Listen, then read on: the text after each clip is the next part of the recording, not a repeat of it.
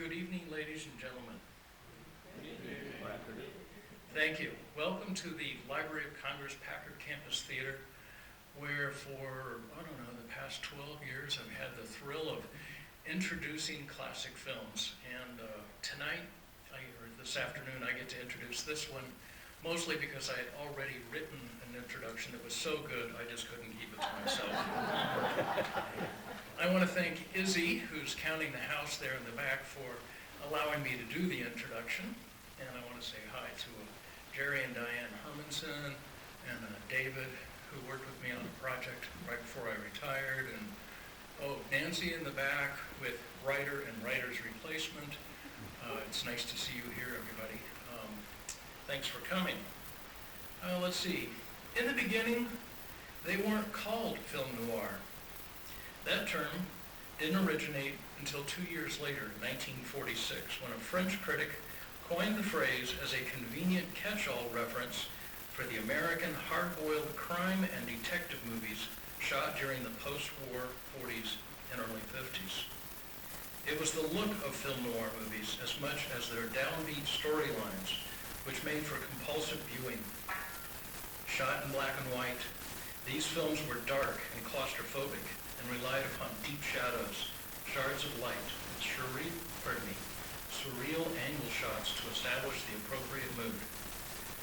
Other much-used devices included voiceover narrators and green light flashbacks. It was this film in 1944, Double Indemnity, that boldly established the standard early of how good a dark film can be. And what can be darker than murder, sex, or rock? Director Billy Wilder had written some of the most sophisticated light romantic comedies ever.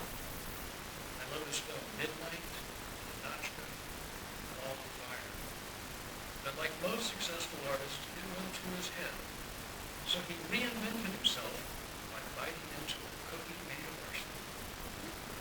Directing this, only his third film, Wilder took lots of chances facing off against the Hayes office to even get it made. It was the producer who threw the 1936 Liberty magazine at Billy Wilder saying, "Read this," referring to a series of articles entitled Three of a Kind by James M. Cain. He pauses for effect. Here's my copy of the Liberty magazine, where Double Indemnity was first portrayed in 1943.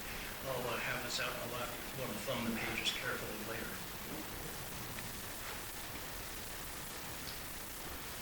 Cain had based it on the same true murder story by two lovers as his earlier book was in 1934, The Postman Always Rings Twice. Cain sold the story cheap, knowing that nobody in Hollywood wanted it. They couldn't get it past the production code, so people would probably never make it. Wilder's usual co-writer, Charles Brackett, quit rather than being connected to such a disgusting story. So the producer suggested Raymond Chandler, whom Wilder had never heard of. The producer showed him The Big Sleep, and he knew he had found his partner.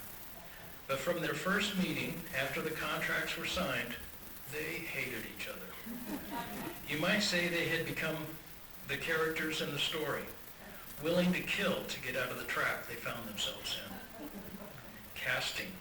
Wilder wanted Barbara Stanwyck. He had fallen for her when she starred in Ball of Fire, made in 1941, from one of Billy's best scripts. She was even Oscar nominated for that role. And Barbara had starred in 43 films so far, playing almost every type of character. One of her best known, sweeter characters was as Stella Dallas, which got her her first Academy Award nomination. But Wilder convinced her the time was right to risk it all. And her performance in today's film got her her third Oscar nomination. Her Phyllis Dietrichson is attractive, with the sleazy appeal of the smooth, the powerful, the fatal.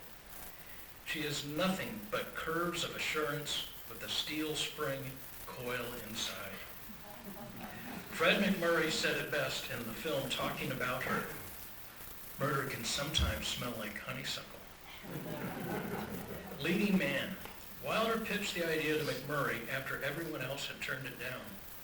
Billy wanted a nice, sweet, wisecracking guy who had larceny and lust inside his Rotarian go-getter skin.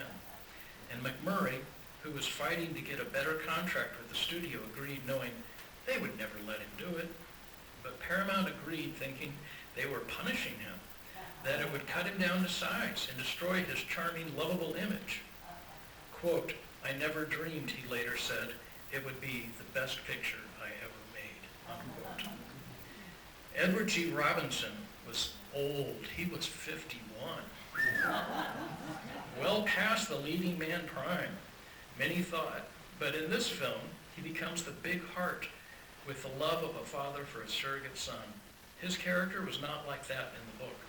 In fact, the relationship was almost a complete reconstruction. And needless to say, Eddie went on to make dozens of great films past his so-called prime. But Wilder went deeper into the head and heart of our hero, Fred McMurray, or should I say, victim of this alluring femme fatale, Barbara Stanwyck.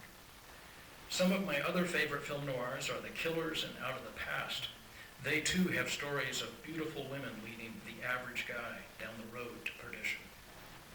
This film broke new ground in its technique of revealing so much in the first scenes to get around the production code. Telling the story in flashback and voiceovers, Double Indemnity has been copied in hundreds of suspense films and television plays. But as some have said, this may be the best because under the surface there is humor at what they actually are trying to get away with, getting us, the audience, to care for them. We actually root for them to get away with it. So beyond the great script, powerful and moody music, the dark cinematography, the subtle direction in its performances, these are killers we would like to break bread with, just as long as they don't try to buy us insurance. After the film, I'm going to be out in the lobby, and I brought some toys.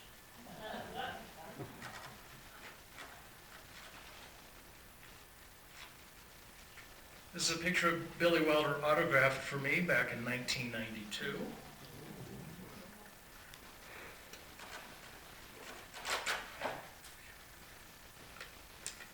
This is a repo of the poster, but I sent it to both Barbara Stanwyck, she signed it here, and Fred McMurray, he signed it there, so it's double autographed by the two leads.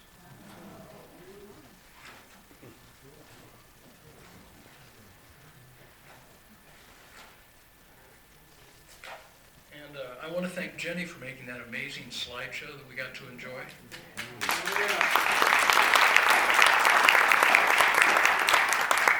She's in the back there wearing a sweater that makes her look like Barbara Stanwyck.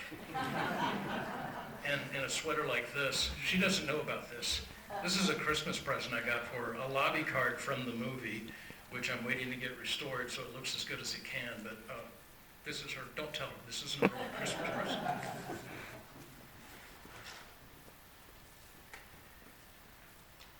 In closing, let me share a story I only discovered recently. And that is, in 1945, when Wilder went to the Oscars, he expected to win, even though his studio had been promoting its other big hit that year, Leo McCarey's Going My Way. Well, as the winners were announced, it became evident that it was going to be a Going My Way sweep. Leo McCarey, writer-director of it, was looking proud. He beamed as his picture won Best Story, Best Song, Best This, Best That. When McCarey was named Best Director, it was more than Wilder could stand. As McCarey strode down to get his statuette, Wilder, sitting on the aisle, stuck out his foot and tripped his colleague, who fell flat on his face. This cheered up Billy Wilder enormously. Thanks for coming. Hope you enjoy.